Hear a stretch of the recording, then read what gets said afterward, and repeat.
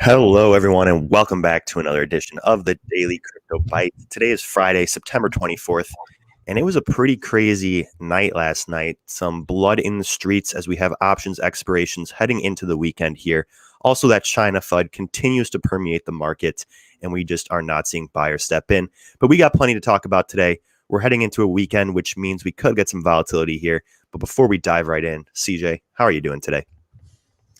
Not too bad. Like you said, it was an interesting evening.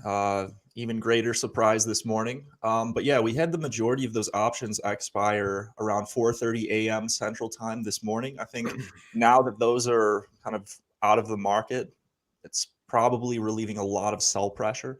And then, a lot of what I think is happening and what has caused this recent decrease is people buying the dip with leverage. And we haven't had a massive amount of liquidations, but I think it's still worth acknowledging because when individuals buy the dip with leverage and then you get a sudden unexpected news event, which really wasn't that compelling. I mean, China has really banned Bitcoin quite a while. And when you compare that to good news that we've had, similar, such as Twitter actually integrating the ability to tip Bitcoin to one another over the Lightning Network, I feel like those news pieces should balance one another out, theoretically. However, when you have that China news scare, I think it prevents buyers from coming up and buying that dip.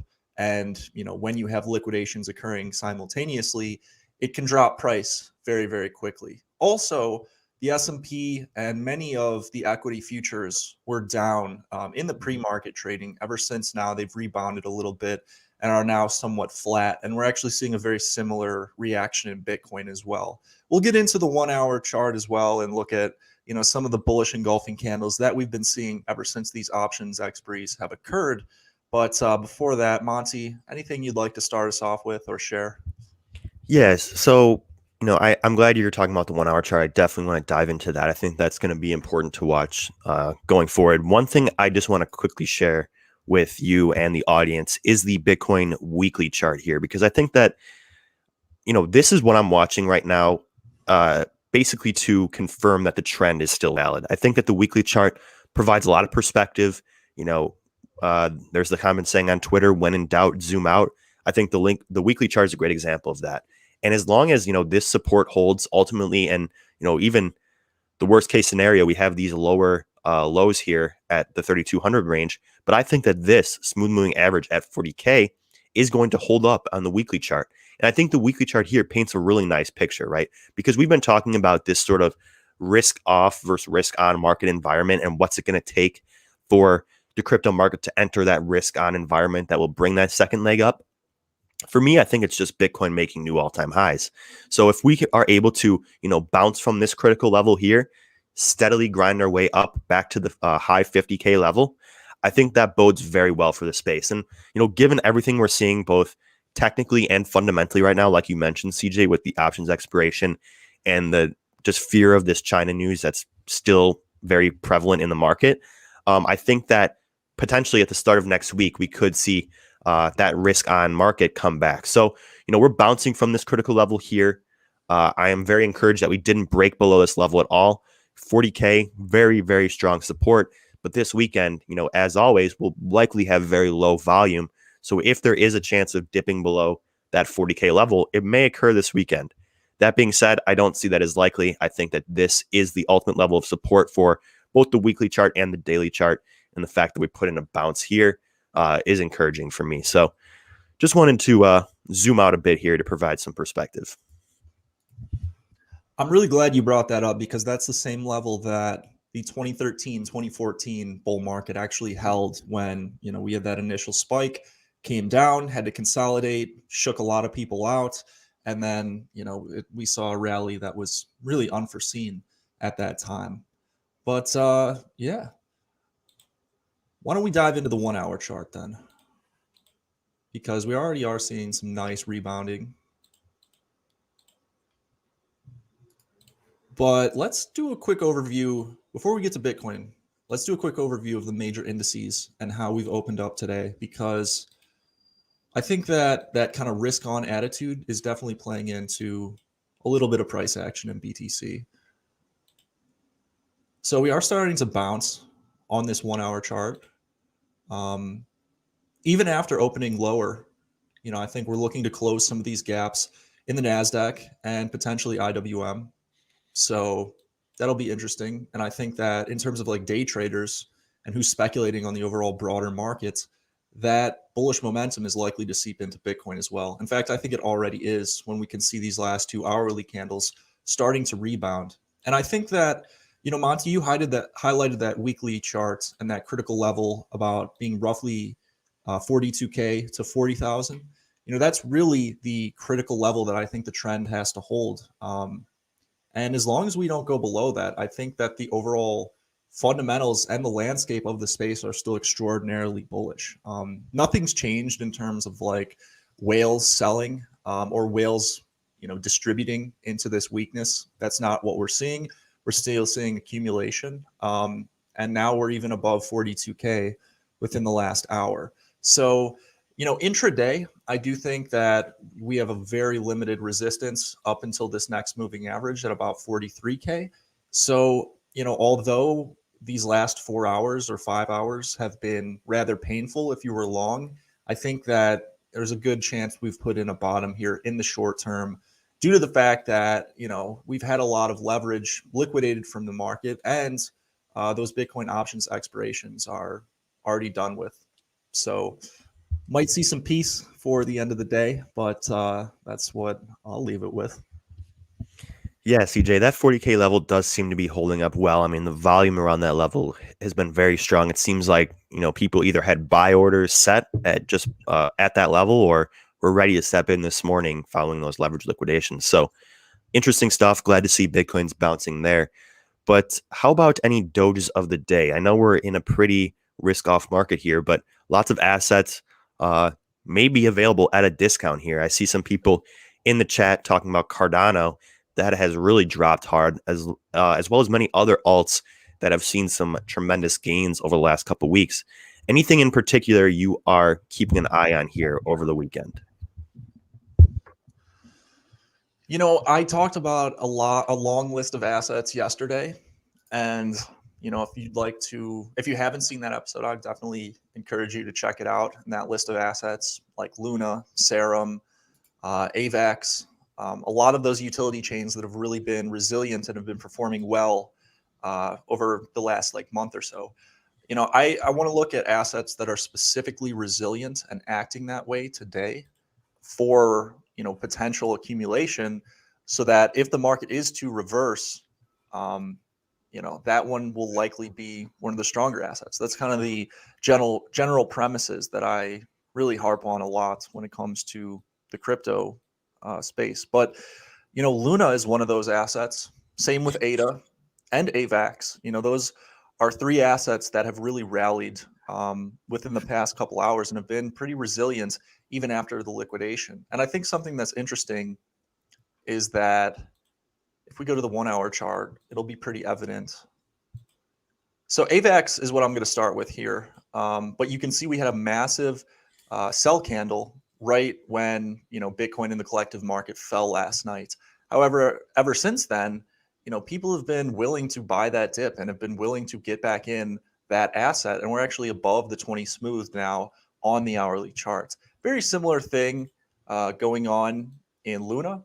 Not as strong of buyers, but you can see once the bearish engulfing really ended, people were willing to buy that dip and step in on that alt.